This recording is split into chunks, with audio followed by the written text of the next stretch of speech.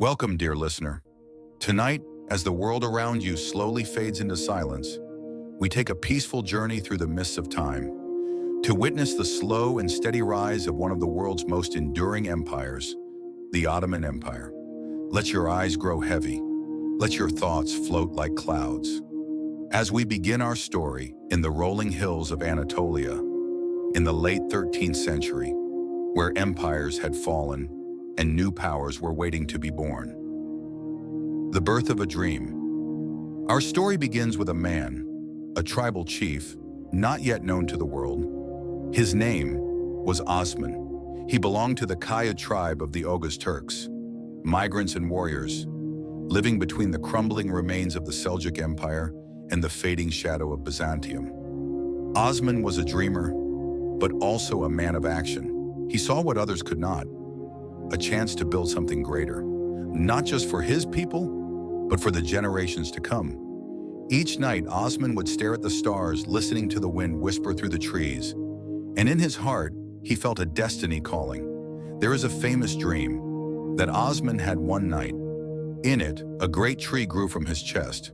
Its branches spread across the lands, covering rivers, cities, mountains, and oceans, a symbol of a great empire to come. The seeds are planted. Osman's principality was small, but strong in spirit. With every skirmish, every alliance, every prayer, he laid the foundations of what would one day become a mighty state. His followers believed in him. They called themselves the Osmanlı, the people of Osman. They lived simply, in wooden houses, beside clear rivers and green fields. They prayed, they traded, they fought, and slowly, very slowly, their land expanded. Osman was wise. He did not rush. Like a farmer planting seeds in fertile soil, he nurtured his people with care, patience, and hope. When Osman passed away, he left his dreams in the hands of his son, a new leader named Orhan. The first capital, Bursa Orhan, inherited more than land. He inherited vision. In 1326, Orhan captured the city of Bursa, a place of green hills and healing waters. It became the Ottomans' first true capital, and a center for trade, learning, and faith. Bursa was where mosques rose beside markets, where poets recited verses in shaded courtyards, where silk was sold and dreams were written down. Under Orhan's rule, the Ottomans began to resemble a real state. They created coins, laws, and organized armies. They expanded slowly, thoughtfully. Their empire was growing like a tree, just as Osman had once dreamed. Crossing into Europe. In the mid-14th century, the Ottomans did something remarkable. They crossed the sea, the Dardanelles Strait. That narrow blue passage separating Asia from Europe was no longer a barrier. The Ottomans set foot in the Balkans, not as invaders, but as settlers and rulers. They brought order to chaotic lands. Many local people, Greeks, Slavs, Albanians, found peace under Ottoman rule, and the tree of Osman grew larger. City after city fell peacefully into their hands. Edirne, Sofia, Thessaloniki. Edirne became their second capital, a city of domes and bridges bathed in golden light. The conqueror, Mehmed II. Then came a man who would change history forever. His name was Mehmed. We know him as Mehmed the Conqueror. He was just 21 years old when he marched toward the greatest city of the East, Constantinople, the jewel of the Byzantine Empire, a city with walls so high, so thick, that no one had breached them in 1,000 years.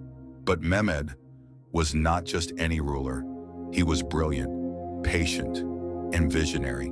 He surrounded the city, built a fortress across the Bosphorus, and brought the largest cannon the world had ever seen. The siege lasted weeks. The skies were filled with smoke. The earth shook from cannon fire. And on May 29, 1453, Constantinople fell. The city of emperors was now part of the Ottoman dream. A new capital, Istanbul, Constantinople, became Istanbul. A new capital, a city reborn. Mehmed entered the Hagia Sophia, the grand church with its vast dome and soft light. He stood beneath its ceilings and gave thanks. Istanbul became a crossroads of the world, a city where East met West, where call to prayer echoed across the Bosphorus, and ships from all nations passed beneath its bridges. Under Mehmed and the sultans who followed, the Ottoman Empire stretched across 3 continents. But we'll save that part of the story for another night. Sleep now, beneath the stars of history. Tonight, you have traveled far, from the green hills of Anatolia to the mighty gates of Constantinople. You have witnessed the birth of a dream, the rise of a people, and the start of an empire. Now let your thoughts rest, let your body grow still, and let history sing you to sleep. You are safe, you are calm, and tomorrow is another story waiting to be told. Good night, traveler. 80 or